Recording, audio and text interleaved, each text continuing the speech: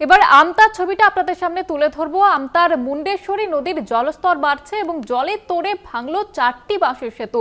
নৌকায় করে চলছে পারাপার। এলাকা পরিদর্শনে বিধায়ক সুকান্ত পাল তিনি পৌঁছে গিয়েছেন, এলাকার ঘুরে দেখছেন এবং সাধারণ মানুষের সঙ্গে কথা বলছেন তিনি। আপনারা দেখতে পাচ্ছেন আমতার ছবি, সেখানে 4টি বাঁশের সেতু ভেঙে গিয়েছে মুন্ডেশ্বরী নদীর জলস্তর বৃদ্ধি পাওয়ার কারণে। আমতার মুন্ডেশ্বরী নদীর জলস্তর বাড়ছে, বেশ কয়েকদিনের টানা বৃষ্টি আর তাতেই বিপত্তি। সরাসরি রয়েছে প্রতিনিধি রূপম।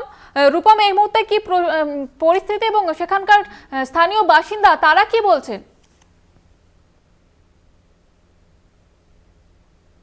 এই মুহূর্তে যে পরিস্থিতি হয়েছে, ভয়াবহ পরিস্থিতি।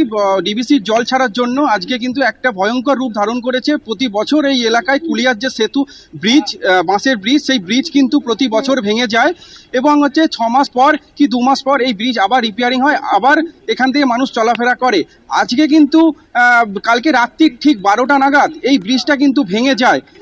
তারপর এখান থেকে কিন্তু পারাপারের জন্য পুরোটাই ব্যাহত হয়ে যায় 6 থেকে 7 ঘন্টা। তারপর নৌকায় করে এই এলাকার মানুষরা এপার থেকে ওপারে যাতায়াত করছেন এবং কোনো রুগীও যদি অসুস্থ হয় তাকেও কিন্তু এই নৌকা করেই নিয়ে যাওয়া হচ্ছে। আমাদের সঙ্গে এই মুহূর্তে আছেন আমাদের সুকান্ত পাল বিধায়ক। আমি একটু তার সঙ্গে কথা বলে নেব।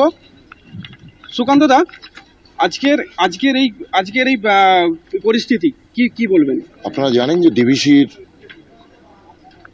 ছাড়া জলে নদীর জলস্তর বেড়েছে। নদীর জলস্তরের সঙ্গে সঙ্গে আমাদের এই যে স্রোত, এই নদীতে দাঁড়িয়ে আমরা দেখেছি 3টে বাঁশের সেতু, এই যে আপনারা ঘুরিয়ে দেখালে পাবেন, এই সেতুও কালকে রাতে ভেঙে গেছে। আর এটা দ্বীপ অঞ্চলের সঙ্গে যোগাযোগের একমাত্র মাধ্যম ছিল, কিন্তু সকাল থেকে পঞ্চায়েতের তৎপরতা 3 জায়গাতেই আমরা ফেরি সার্ভিস চালু করেছি, সাধারণ মানুষের যাতে অসুবিধা না হয়। জল যে হারে বাড়ছে, এই মুহূর্তে বেলা 11টায় দুর্গাপুর ব্যারেজ থেকে 98,000-এর বেশি কিউসেক জল ছাড়া হচ্ছে।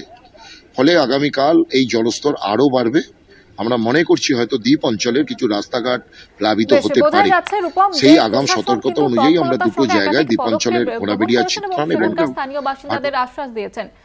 আপাতত ধন্যবাদ জানাবো তোমাকে রূপম।